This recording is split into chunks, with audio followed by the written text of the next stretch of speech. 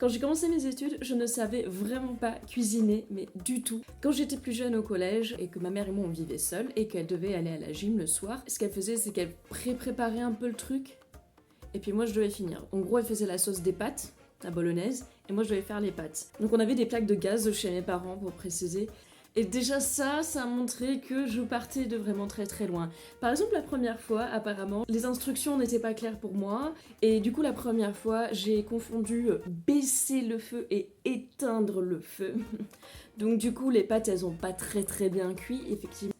Tu sais que pour faire cuire des pâtes, il faut que l'eau soit bouillante et qu'elle reste bouillante. Mais qu'est-ce que j'ai élevé? Une autre fois j'ai mis feu aux spaghettis et là j'ai encore dû éteindre le feu. Mais pas le même du coup. J'avais réussi à y mettre feu parce que j'avais raté la casserole. Et bah c'est très simple à régler ça comme problème, il suffit de remettre les pâtes dans la casserole. Ni vu ni connu. C'est marrant tous ces petits trucs noirs qui flottent. Qu'est-ce que t'as fait encore? I set fire to the pasta and now I'm not allowed to cook. Ouais, après ça je sais pas pourquoi j'avais plus trop le droit de rentrer dans la cuisine de ma mère. Genre je sais pas pourquoi elle se méfiait franchement. Vous ne passerez pas. Va des rétros, Satanas, tu n'entreras pas dans cette cuisine, ma fille.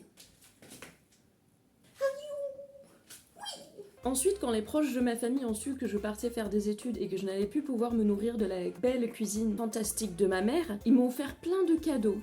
Nous avons un livre pas cher, suivi du livre des pâtes. Comment cuisiner 1, 2, 3 et la cuisine étudiante, dont celle pour les nuls. Je sais pas, j'ai cru comprendre qu'il y avait comme un thème. C'était un peu insultant. C'est beau la confiance. Mais du coup, vu que je les avais, j'ai quand même fait un effort. Je les ai ouverts. Et franchement, j'ai très vite compris que là où il y avait écrit cuisine pour étudiante, la personne, ça faisait 20 ans qu'elle n'a pas été en études. Déjà, bon, c'était cool. Dans la cuisine étudiante pour les nuls, ils te disent comment aménager ton appart. T'as une chambre de 9 mètres carrés, tu vas l'aménager ton appart? Non. C'est ridicule. Même quand t'as pas un appart du Crous et mais que t'as pris un meublé, tu vas pas être j'aime pas trop là où est placé le four, on va le déplacer quand même, hein, parce que pour plus d'espace, plus d'ergonomie. Non, personne touche à son appart quand on est étudiant. Ensuite, dans un autre livre, elle avait fait une liste de choses essentielles dans la cuisine d'un étudiant. Ok. Donc, troisième truc sur la liste, apparemment c'est un truc pour mixer la bouffe. Qui a ça? Voyons voir le reste de la liste. Sa cuisine étudiante apparemment était mieux équipée que ma mère. Clairement, je vois pas l'intérêt d'avoir un truc pour mixer la nourriture. Hein. Une fourchette, ça suffit. Nous avons donc besoin d'une planche à découper son couteau, d'une poêle à frire et sa spatule, d'une vraie casserole quand même, avec, pour les pâtes très important, et allez, une cuillère, une fourchette. L'autre truc des livres de recettes étudiants, c'est que je pensais qu'ils allaient adapter le vocabulaire, genre qu'ils allaient arrêter d'utiliser des termes scientifiques, qu'ils allaient dire genre tu touilles, pas tu fais revenir les oignons. Mais ils sont partis où? Mais en plus, quand on veut faire quelque chose à viser des étudiants, il faut aussi se souvenir de la qualité de la plaque de cuisine, c'est-à-dire que c'était une plaque électrique avec 2 trucs de merde.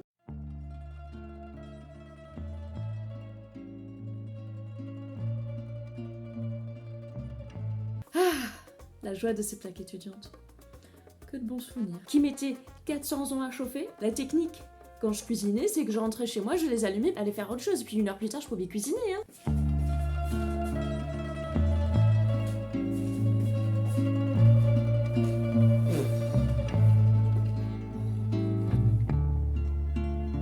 Et je vous raconte même pas le temps qu'il fallait pour que ça soit plus chaud après. Ah non, mais le taux d'intérêt en ce moment... 3 jours plus tard, il y avait encore un problème. Du coup, quand on avait une recette, on nous disait alors, là vous faites chauffer à fond, puis on baisse le feu. Tu sais que t'es dans la merde. Tu sais que ça c'est une recette que tu vas probablement pas pouvoir faire. Du coup, effectivement, dès que la recette, il y avait des changements de température dedans, ça devenait un protocole scientifique. Fallait mettre en place le protocole. La recette, par exemple, fallait allumer cette plaque-là, calculer le temps qu'il fallait pour que ça chauffe, à quel moment fallait changer les casseroles. Donc 3 divisé par 4. Si j'allume maintenant, que je reviens dans 10 minutes, que là je mets cette casserole-ci, on est prêt, on a un plan d'attaque. Ou alors, la deuxième technique, c'était que tu allumais les 2 feux, un hyper chaud, un moyen chaud, et puis t'échangeais tes casseroles. Hein.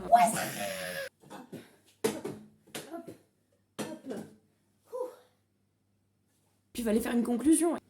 C'est marrant cette couleur quand même. C'est cramé. Et comme je disais en début de vidéo, je ne savais absolument pas cuisiner. C'est pas grave, ma mère elle sait cuisiner, sauf qu'elle était pas là. Du coup, je devais les appeler à chaque repas, voire plusieurs fois durant la préparation du repas. Oui, allô papa? Oui, c'est pour savoir comment faire cuire des petits pois. Non, non, pas les frais, hein, en conserve là. Ouais, allô papa, c'est pour savoir c'est à quel thème quand c'est cuit. J'ai besoin d'une description beaucoup plus précise. Là, ça va pas du tout. C'est vrai que mon père, un jour, il m'a félicité quand je les ai appelés qu'une seule fois pour toute la préparation d'un repas. J'étais... ouais. Mais bon, ça va. Un jour, j'ai pu arrêter. Oui, allô? Ah non, je suis pas mort du tout. Pourquoi? Ah oui. Ah non, bah cette fois-ci, bah, j'ai fait des pâtes. Hein. Je rigole, je continue toujours.